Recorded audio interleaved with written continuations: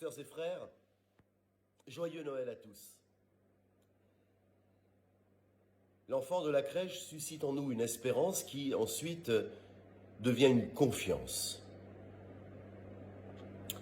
La confiance, nous l'avons en ce petit enfant, ce petit bout de chou comme ça qui naît dans l'humilité la plus stricte, parce que c'est la volonté de Dieu. L'humilité, c'est la volonté de Dieu, qui est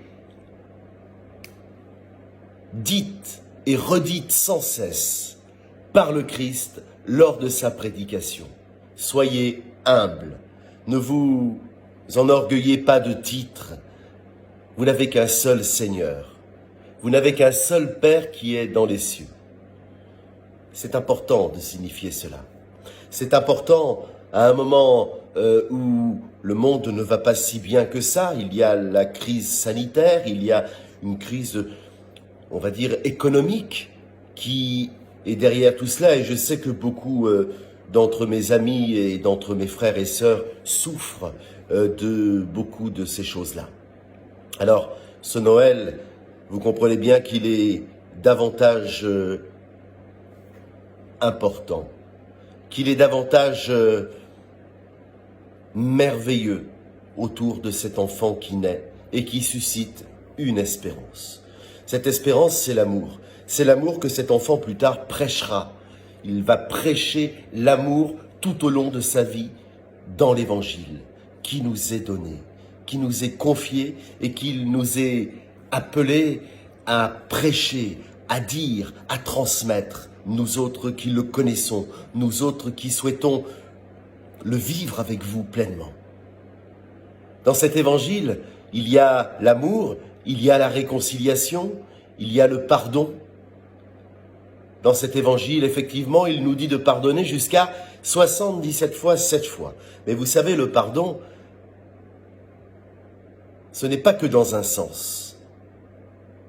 Tu peux accorder, tu dois donner ton pardon à celui qui vient te le demander. C'est ça la réconciliation. C'est ça le message d'amour de l'Évangile. C'est la demande et ensuite la transmission.